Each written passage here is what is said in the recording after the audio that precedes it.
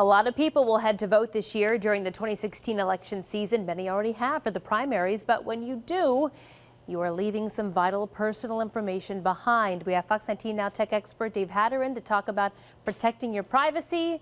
I'm just going to lay it out there this morning, Dave. You said that's really kind of hard to do in this situation. It is really hard to do in this day and age because there are data broker companies and some that specialize specifically in politics. There are some that have been around for decades, and it's much easier for them now because they can use things like social media to collect and aggregate all this information and sell it, because there's a lot of value in this. If a candidate knows you're a likely voter, so they can go to most states who maintain this data and they can buy this data, and they know that you voted in the last, let's say, 4 elections. Well, you're likely to vote again, right? So they're going to target you over someone who doesn't vote at all, because why waste time and money trying to get you out to vote when you don't vote?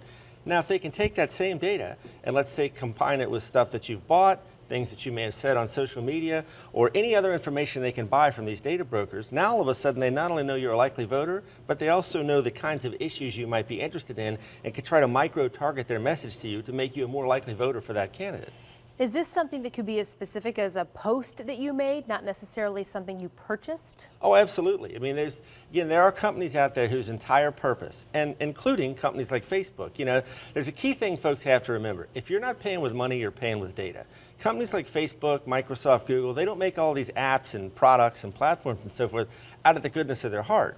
They're either going to try to sell you something themselves, or they're going to collect your data, which advertisers want, and advertisers want to be in front of you. So, of course, they build these channels, and you're paying with your data because they're either going to try to sell you something directly, or they're going to sell their data to people like political candidates who want to use that data to target you. So, yeah, things you say online, comments you've made just about anywhere, all that stuff can be collected and aggregated. And several studies have shown, MIT has a famous study, that anywhere between 3 to 4 pieces of data, even when it's been anonymized, can uniquely identify you. So this isn't necessarily a bad thing. It's just people need to be aware when you're using social media, when you're out there buying things, if you don't want to be targeted by candidates, if you don't want people to know your political leanings and affiliations, don't put that stuff out there, because it's going to be that much more likely that you're going to get the robocalls, you're going to get a lot of mail and that sort of stuff during the campaign season, because these candidates are going to try to target you. But at this point, if you've been voting and you voted in the primary recently, that stuff's already been up for grabs. Yeah, because again, most states, as far as I know, certainly Kentucky does, maintains at least a 5-year rolling voter history. It won't say how you voted, but it will say when you voted. Like, did you vote in the last primary? Did you vote in the last general? Again, if you're a candidate, why send people around to knock on your door or spend money on mailers or try to communicate with you in any way if you don't ever vote? But if you're a regular voter, if you voted in every one of the last recorded elections, well, of course they're going to come pester the crud out of you, because in all likelihood you're going to show up again, right?